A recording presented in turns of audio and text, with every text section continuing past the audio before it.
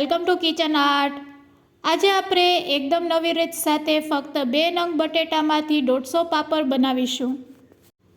એટલા કાચ જેવા બને છે કે તમે આ રીતે આંગળી રાખશો તો તમારી આંગળી પણ દેખાશે। વળી આ પાપડ ફરાળી પાપડ કહેવાય છે અને તમે તેને 1 વર્ષ માટે સ્ટોર પણ કરી શકો છો। ના બાફવાની કે વણવાની ઝંઝટ અને બનાવવા તો ખૂબ જ સહેલા છે। તો ચાલો હવે આપણે રેસીપી શરૂ કરીશું। રેસીપી સારી લાગે તો લાઈક અને શેર કરજો।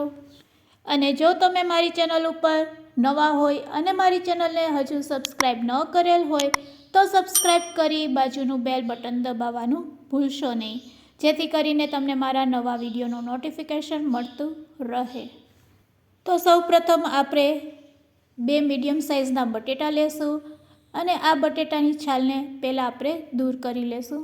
તો અહીંયા આપણે ચાકુ અથવા તો પીલરની મદદથી આ રીતે તેની છાલને દૂર કરી લેશું। બંને બટેટામાંથી છાલ દૂર કર્યા પછી તેને આપણે આ રીતનું મિની ગ્રેટર આવે છે તેના વડે આપણે આ રીતની કાતરી બનાવીને રેડી કરીશું। અને આ કાતરી બનાવતી વખતે આપણે પાણીનો ઉપયોગ કરીશું। તો મોટા બાઉલમાં આ રીતે પાણી ભરી અને પછી તેમાં ગ્રેટરને રાખી અને પછી આપણે બટેટાને આ રીતે ચલાવશું તેના ઉપર। તો બંને બટેટામાંથી આ રીતે આપણે કાતરી બનાવીને રેડી કરી લીધી છે। હવે બટેટામાં સ્ટાર્ચનું પ્રમાણ વધારે હોય છે તો તેને આપણે દૂર કરવાનું છે।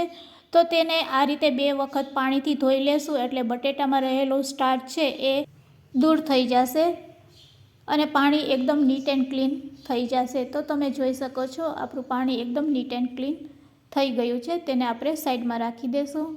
હવે અહીંયા મેઝરમેન્ટ માટે આપણે 1 વાટકી સાબુદાણા લીધેલા છે। તમે જેટલી વાટકી સાબુદાણા લો તેટલી જ વાટકીથી અહીંયા આપણે પાણી લેવાનું છે।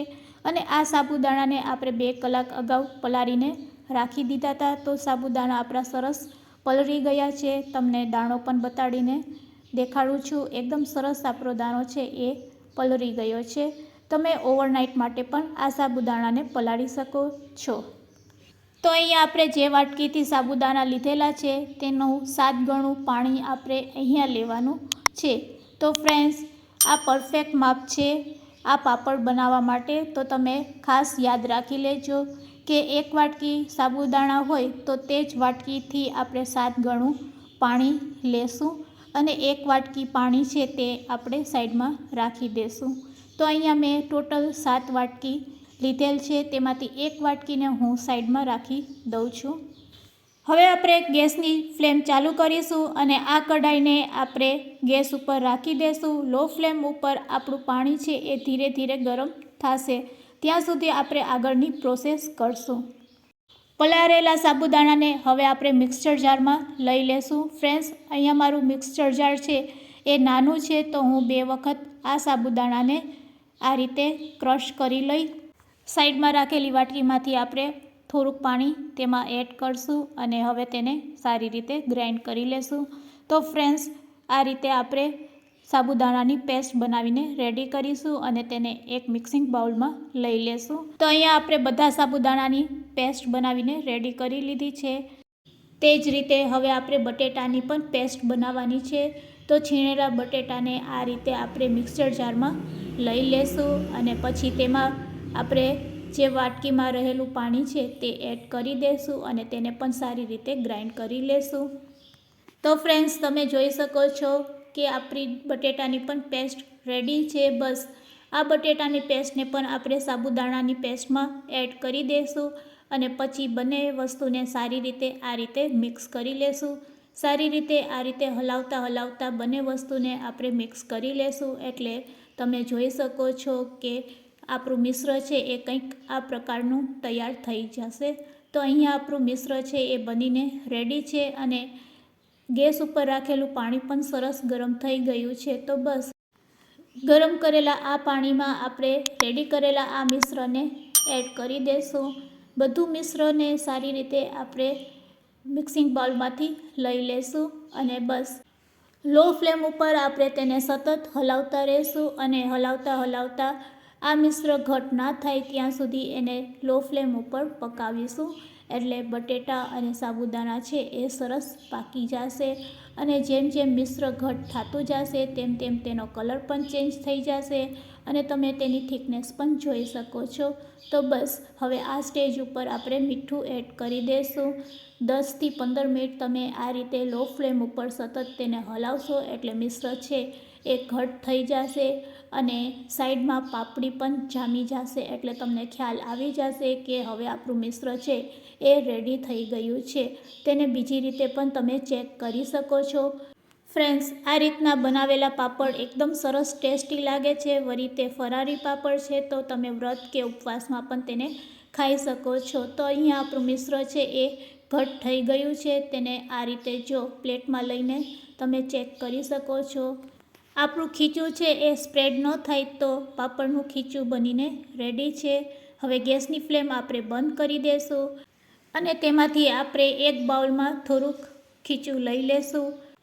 બાકીના ખીચુંને આપણે કઢાઈમાં જ રહેવા દેશું અને તેને આ રીતે ઢાંકીને રાખી દેશું. તો ચાલો હવે આપણે પાપડ બનાવીશું. તેના માટે પ્લાસ્ટિકની શીટ લઈ લેવાની અને તેના ઉપર આ રીતે બંગડીને આ રીતે તમારે સેટ કરી લેવાની. આ રીતે થોડીક છૂટી તમારે આ રીતે ગોઠવવાની અને પછી બસ આપણે પાપડ બનાવી લેશું. તો છે ને આ રીતે પાપડ બનાવવા તો ખૂબ જ સહેલા છે. આ રીતે તો બાળકો પણ તમને મદદ કરી શકે છે. બસ તેમાંથી થોડુંક ખીચું લેતા જશું અને આ રીતે પાપડ બનાવી લેશું. બધા પાપડને આપણે આ રીતે જ તૈયાર કરીશું. બસ બંગડીને આ રીતે હટાવી લેવાની અને પાછી સાઈડમાં રાખી દેવાની અને ફરીથી બંગડીની અંદર આપણે ખીચું સ્પ્રેડ કરતા જશું. ફક્ત એક ચમચી જેટલું ખીચું નાખશો તો પણ તમારા પાપડ ખૂબ જ સરસ બનશે. અંદાજિત 150 પાપડ આપણા બનીને રેડી થશે. છેલ્લે જ્યારે તમે કઢાઈને પણ ચેક કરશો તો કઢાઈમાં આ રીતે પાપડી જામી ગઈ હશે તો તમારે સમજવાનું કે તમારું પાપડનું ખીચું છે એ એકદમ પરફેક્ટ છે. તડકે રાખેલા પાપડને 2 કલાક થઈ ગઈ છે તો હવે આપણે એકવાર તેને આ રીતે પલટાવી લેશું એટલે બંને બાજુ તડકો સારો લાગી જાય. તો હવે આપણે પલટાવ્યા પછી સાંજે ફરીથી તેને ચેક કરવા આવશું. તો ફ્રેન્ડ્સ, આખા દિવસ પછી આપણા પાપડ આ રીતના રેડી થઈ જશે. એકદમ સરસ સુકાઈ ગયા છે અને તમે આ રીતે આંગળીથી ચેક કરશો તો તમારી આંગળી પણ દેખાશે. એટલા આછા અને પાતળા આ પાપડ બનીને રેડી થઈ જાય છે. તો ફ્રેન્ડ્સ, હવે તેને હું તળીને પણ બતાવું છું. તો આપણે તેલને ગરમ કરી લેશું અને તેલ આપણું ગરમ થઈ ગયું છે. તો ચાલો હવે આ તમને તળીને પણ પાપડ બતાવું છું. જો ફ્રેન્ડ્સ, કેટલા મસ્ત આપણા ફરારી પાપડ બનીને રેડી થયા છે. ફ્રેન્ડ્સ, ખાવામાં પણ એટલા જ ટેસ્ટી લાગશે. તો ફ્રેન્ડ્સ, આજની આ રેસીપી કેવી લાગી તે મને કમેન્ટ્સમાં જરૂરથી કહેજો અને રેસીપી સારી લાગી હોય તો શેર કરવાનું ભૂલશો નહીં. Thanks for watching. ફરી મળીશું એક નવી રેસીપી સાથે.